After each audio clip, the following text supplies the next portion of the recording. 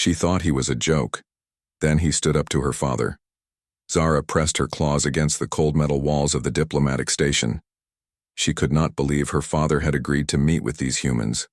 The whole galaxy knew they were weak, soft creatures who had barely crawled out of their home system.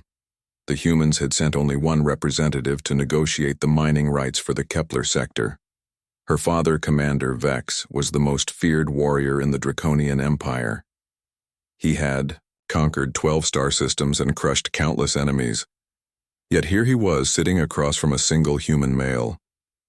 She watched through the observation deck as the human sat calmly in his chair. The creature looked so fragile compared to her father, who stood 8 feet tall with scales harder than battleship armor.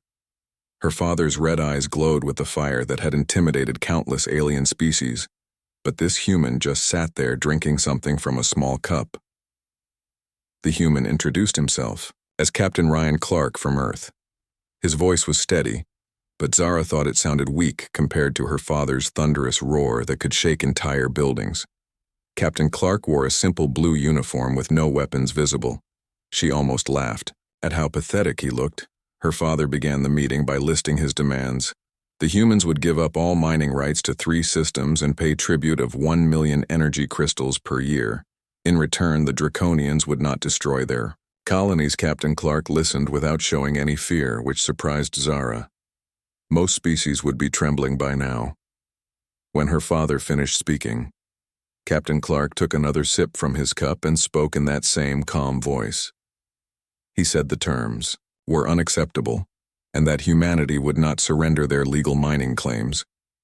Her father's scales began to glow red with anger, but the human remained completely still. Commander Vex stood up to his full height and slammed his massive fist on the table. The metal surface cracked under the impact. He told the human that he had destroyed fleets 10 times larger than Earth's pathetic navy. The human would accept these terms or watch his homeworld burn. Zara expected the human to break down and beg for mercy instead. Captain Clark stood up slowly and looked directly into her father's burning eyes. He said something that made her blood freeze. He told her father that humans had a saying about picking fights with sleeping giants. The human began to speak about Earth's history. He talked about world wars where humans killed millions of their own kind. He mentioned weapons that could destroy entire cities in seconds. He described how humans had survived ice ages and plagues and disasters that would wipe out most species. Captain Clark's voice never got louder, but somehow it filled the entire room. He said humans had learned to fight, not because they were strong, but because they were stubborn. They had crawled out of caves and built ships that crossed space. They had turned their own moon into a fortress and their asteroid belt into a weapon. Factory Zara felt her confidence wavering as the human continued. His people had faced extinction many times, and each time they had refused to die quietly. He said her father could try to take what he wanted, but humanity would make him pay for every inch in blood and fire. Her father tried to interrupt, but Captain Clark was not finished. He pulled out a small device and activated a hologram. It showed the human fleet positions throughout the galaxy. Zara gasped when she saw how many ships they had and where they were hidden. The human explained that every human colony was armed and ready for war. Their children learned to fight before they could walk properly. Their elderly citizens trained with weapons until their final breath. Every human civilian was also a potential soldier captain. Clark told her father about the human concept of total war. When humans fought, they did not just attack military targets. They would destroy supply lines, cut off trade routes, and make life impossible for their enemies. They would fight dirty and use any weapon they could find. He showed holographic records of human conflicts, battles where outnumbered human forces had held positions against impossible odds. Wars where humans had kept fighting even when their cities were burning around them. Stories of human soldiers who would rather die than surrender. The human said her father could have his war if he really wanted it, but he should understand what that meant. Humanity would not fight like civilized species who surrendered when the cost got too high. Humans would keep fighting until either they were all dead or their enemies were all dead. There would be no middle ground. Zara watched her father's expression change for the first time in her life. She saw doubt creep into his burning red eyes. The great Commander Vex, who had never backed down from any challenge, was actually considering retreat. Captain Clark sat back down and picked up his cup again. He said he hoped they could reach a peaceful agreement. The proposed mining arrangement could benefit both species. Humans were willing to share some systems and establish joint operations, but they would not be bullied or threatened. Her father remained standing for several long minutes. The silence in the room was deafening. Zara could hear her own heartbeat pounding in her chest. Finally, Commander Vex sat down heavily, in his chair. The movement seemed to take great effort. When her father spoke again, his voice had lost its thunderous quality. He asked what terms the humans would accept. Captain Clark smiled for the first time since entering the room. The expression was not cruel or mocking. It was the smile of someone who understood they had just avoided a terrible war. The negotiations continued for hours, but the dynamic had completely changed. Her father still tried to get better terms, but he no longer made threats. Captain Clark remained polite but firm. He treated her father with respect while making it clear that humanity would not be pushed around.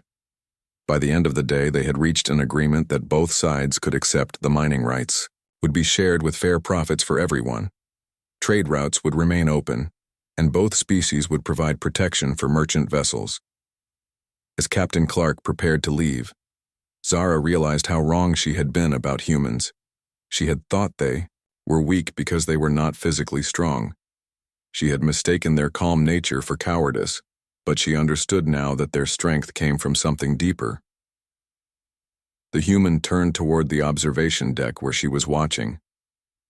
He looked directly at her through the reinforced glass and nodded slightly. It was a gesture of acknowledgement and respect. She found herself nodding back without thinking about it.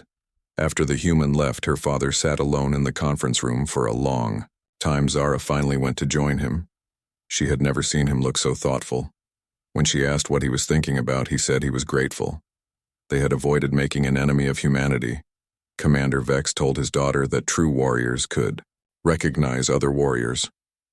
The humans were not like other species they had conquered. They were something new and dangerous. He said they reminded him of his own people in the early days when Draconians were still fighting to survive. Later that night, Zara could not sleep. She kept thinking about Captain Clark and his quiet confidence. She had expected humans to be like the other weak species that begged for mercy when faced with draconian power. Instead, she had witnessed something that would change her understanding of strength forever. The next morning, news arrived that shocked the entire galaxy. 3 other major powers had tried to pressure human colonies in different sectors. All 3 had quickly agreed to peaceful negotiations. After brief meetings with human diplomats, word was spreading that humanity was not the easy target. Everyone had assumed Zara began studying human culture and history through the galactic networks. What she found amazed and terrified her. These creatures had survived things that would destroy most civilizations. They had fought wars with weapons that made draconian technology look primitive. They had explored dangerous regions of space that other species avoided. She learned about human concepts, like determination, resilience, and stubborn refusal to give up.